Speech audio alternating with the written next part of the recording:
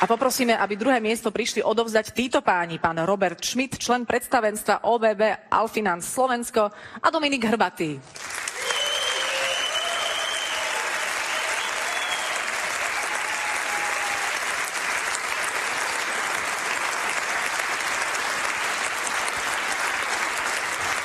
A na druhom mieste v ankete Športovec roka 2012 sa umiestnil Peter Sagan.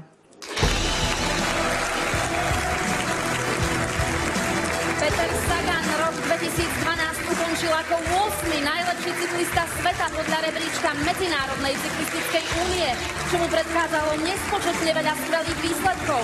Ako prvý Slovák sa stal víťazom bodovacej súťaže o zelené tričko na najprestížnejších cyklistických pretekoch sveta Tour de France. Zvíťazil v 3 etapách a celkovo stál 7-krát na stupňoch víťazov. Veľké úspechy zaznamenával priebežne počas celej sezóny.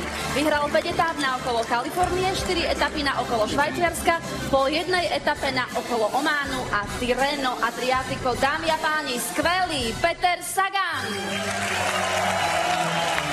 Peter tu dnes večer už stál ako víťaz v diváckom hlasovaní, čo je určite úžasná cena, takže už si dnes ďakoval. Neskúsiš teraz poďakovať po taliansky? Sì, se vuoi posso parlare anche italiano. Ale zrozumiteľne poprosím. Nie, chcel by som povedať... Povedz, ako chceš. Vraveli ste nám, že koniec sveta sa už blíži, pritom sme tu ešte stále a pekne sme si to užili.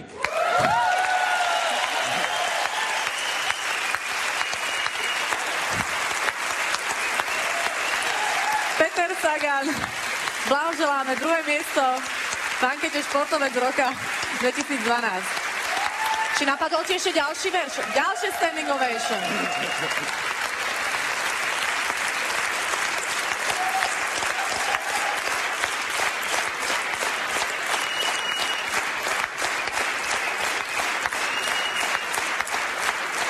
Peter nám dal aj krásny verš. Ďakujem.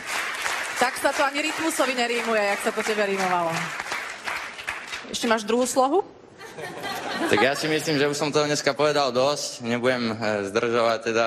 No, tak ale trošku zdržuješ. Aj keď viem, že ste za to platení, tak ešte by sme tu čo si mohli dať povedať. Tak prirob mi ešte pol hodinku, teda nie. Nie, ďakujem veľmi pekne za všetko a takisto dúfam, že ďalší rok bude lepší. Budeme veľmi držať palce. Peter Sagan. Ďakujeme páni za odovzdanie ceny.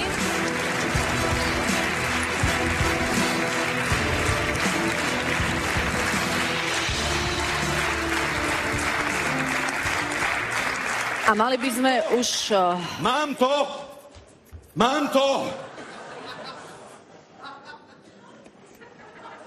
Dajte to preč odo mňa, toto. To, čo je toto? Toto?